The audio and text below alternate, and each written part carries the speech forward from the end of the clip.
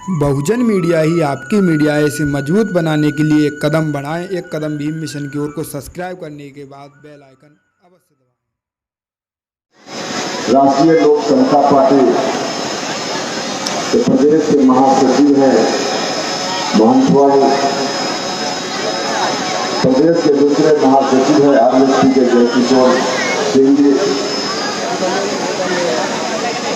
यहाँ पटनाहा के भी हमारे उम्मीदवार उपस्थित है चंद्रिका पासवान जी,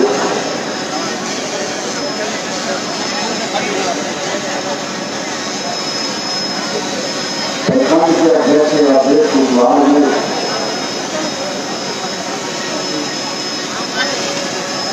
बहुत सारे नेता हैं, सदियों का नाम नहीं है, वापस भी जाना है।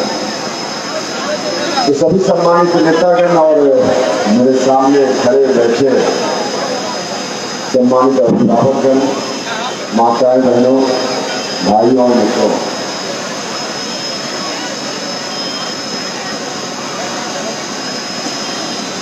यह जो चुनाव चल रहा है, इस चुनाव के प्रचार अभियान के क्रम में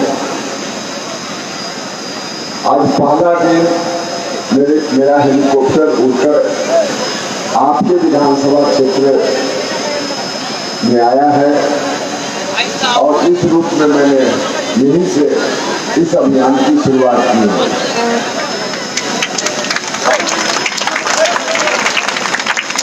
नामांकन की सभा यह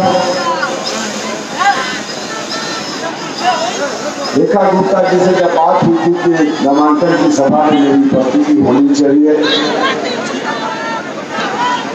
मुझको अंदाज नहीं था इतनी भारी भीड़ के साथ नामांकन इनका होगा, कार्यक्रम इतना अच्छा होगा।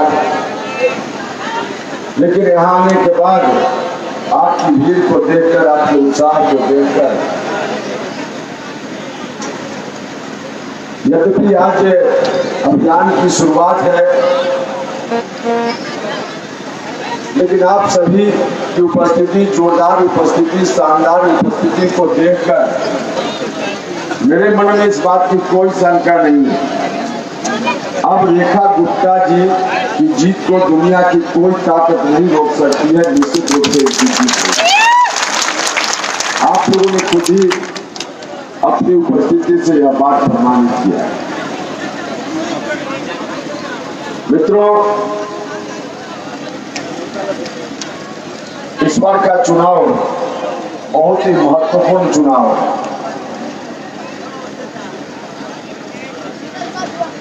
एक बार फिर से आपके हाथ में यह अवसर आया है जब आपको तय करना है कि आप चाहते क्या।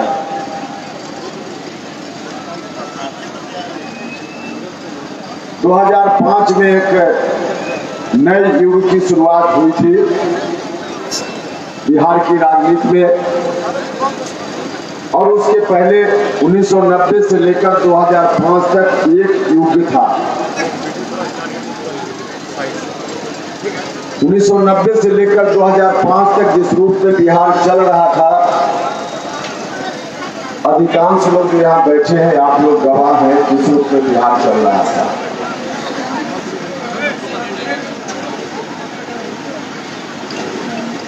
उस समय क्या स्थिति थी बिहार की, बखान करने की जरूरत नहीं है।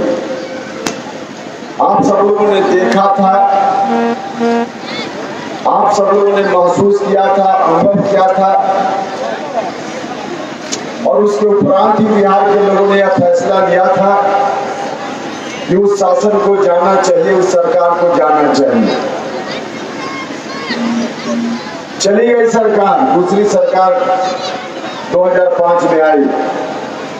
दूसरी सरकार आज के मुख्यमंत्री श्री नीतीश कुमार जी के नेतृत्व में आई। नीतीश कुमार जी के नेतृत्व में बदलाव हो, धीरे धीरे हम लोगों की आकांक्षा बन गया था। उस पर जो अभियान नीतीश जी के नेतृत्व में चलता था, उपेंद्र कुशवाहा भी उस अभियान का हिस्सा हुआ करता था। तब भी हम सीतामढ़ी के इलाके में उस वक्त भी हम आते थे। लगातार 12-14 वर्षों के संघर्ष का परिणाम हुआ कि आप सब लोगों ने नीतीश जी के ऊपर दायित्व सौंपा। उन 12-14 वर्षों में अकेले नीतीश कुमार नहीं थे, जिनके कारण आप सब लोगों ने मन बनाया उनको गद्दी पर बिछाने का।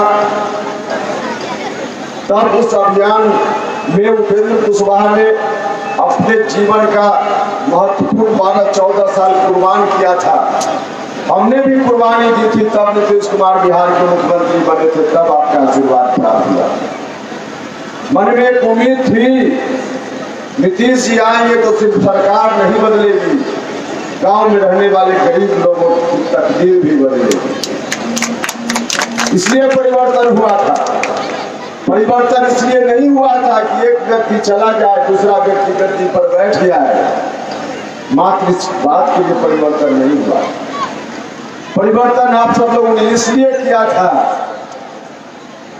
कि 2005 के पहले राज्य की स्थिति ठीक नहीं थी।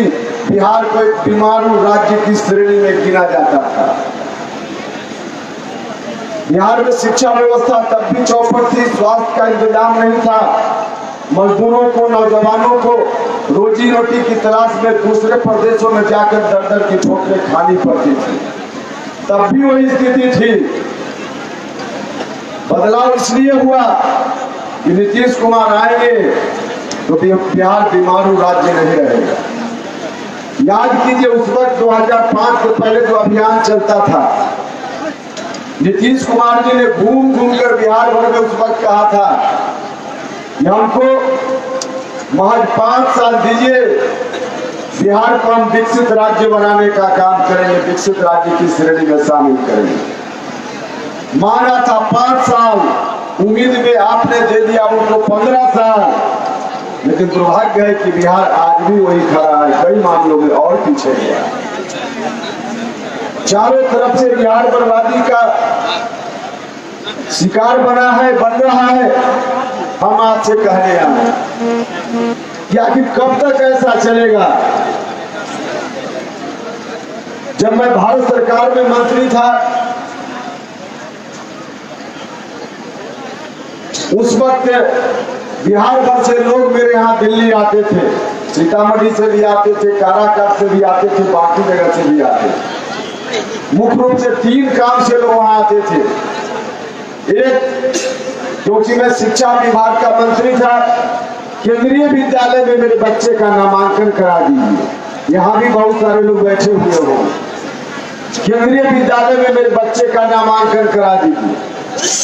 क्यों लोग केंद्रीय विद्यालय में बच्चे के नामांकन के लिए परेशान होते थे? केंद्रीय विद्यालय में बच्चे के नामांकन के लिए लोग इसलिए परेशान होते थे क्योंकि केंद्रीय विद्यालय में अच्छी पढ़ाई होती है, वरना स्कूल तो सब जगह हर गांव में है।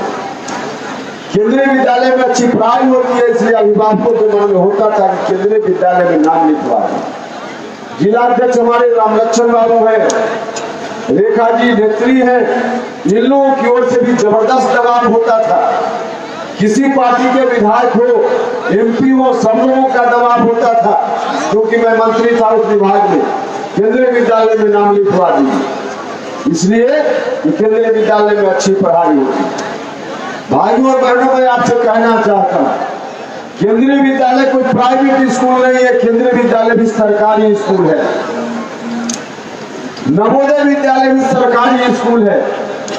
जब नवोदय विद्यालय और केंद्रीय विद्यालय जो सरकारी स्कूल है उसमें अच्छी पढ़ाई हो सकती है, तो बाजपट्टी और सीतामढ़ी के गांव में जो सरकारी स्कूल है उसमें अच्छी पढ़ाई क्यों नहीं हो सकती? उसमें भी अच्छी पढ़ाई हो सकती है, निराश होने की जरूरत नहीं है। हेलो, दूसरा काम लेकर लोग जाते थे इलाज के लिए।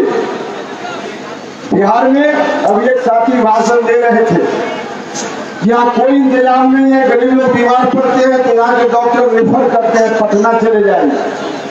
ठीक बात है, रेफर करते हैं लोग। बिहार में से रेफर होकर लोग, गरीब लोग पेशेंट के रूप में आते हैं, जाते कहाँ है? पीएमसीएच में। माननीय नीतीश कुमार जी 15 वर्षों में पीएमसीएच कहा बिहार भर के गरीब लोग जाते हैं, उसकी स्थिति आप ठीक नहीं कर पाए। बिहार की क्या स्थिति ठीक की है? पीएमसीएच की क्या दुर्दशा है। स्वस्थ आदमी जाए तो बीमार होकर लोग किसी तरह से परेशान होकर अपनी जमीन बेचकर कर्ज लेकर किसी से उधार लेकर दिल्ली जाते थे, मंत्री जी इलाज करवा दीजिए। बड़ी संख्या में लोग दिल्ली जाते थे, गंभीर बीमारी से ग्रसित थे, इलाज करवा दीजिए। कहाँ इलाज करवा दीजिए? एम्स में, दिल्ली के एम्स में इलाज करवा दीजिए। भाई और बहनों, आपको मालूम होना चाहिए दिल्ली का एम्स भी कोई प्राइवेट अस्पताल नहीं है, सरकारी अस्पताल है। जब दिल्ली के सरकारी अस्पताल में बेहतर और अच्छा इलाज हो सकता है तो सीतामढ़ी और पटना के सरकारी अस्पताल में अच्छा इलाज क्यों नहीं हो सकता? नौजवान लोग किस तरह से परेशान रहते हैं, मजदूर लोग पेट पालने के लिए। 2005 के बाद, कुछ वर्षों के बाद नीतीश जी ने कहना शुरू किया, यह पलायन रुक गया, लोग बाहर नहीं जाते हैं रोजी रोटी खोजने के लिए। कोरोना के संकट ने तो इस बार साफ कर दिया किस तरह से लाखों लोग बिहार से बाहर आज भी पेट पालने के लिए वहां जाते हैं, रहते हैं। उस पर जब कोरोना का संकट शुरू हुआ था, टेलीविजन के स्क्रीन पर दृश्य देखकर हम लोगों की आंखों में भी आंसू आ जाते। हजारों किलोमीटर दूर से महिलाएं दुर्मुहे बच्चा को गोद में लेकर किस तरह से सड़क पर पैदल चल रही थी। महिलाएं और मजदूर जो उस तरह से सड़क पर पैदल चल रहे थे, हजारों किलोमीटर दूर से, भूखे प्यासे, कहीं और के नहीं थे, हमारे परिवार के थे, बिहार की इस मिट्टी के। कोरोना का संकट यदि और आज और बढ़ रहा है, लेकिन जो लोग उस तरह से कष्ट झेलते हुए पैदल चलकर आ गए बिहार, कोई रोजी रोटी नहीं, आके क्या करते, भूखे मरने का सवाल था। इस संकट में भी ट्रेन में भर भर कर फिर से लोग वापिस हो रहे फिर से हो रहे। तो नीतीश जी ने उस पर कहा कि अब पलायन नहीं हो रहा है। कोरोना के संकट ने उनके इस दावे की पोल खोल कर रहे। लाखों लोग किस तरह से आज बाहर रह रहे हैं। भाइयों और बहनों, महाराष्ट्र, आंध्रा, कलकत्ता, चीन, कहीं भी चले जाइए, बिहार का मजदूर, बिहार का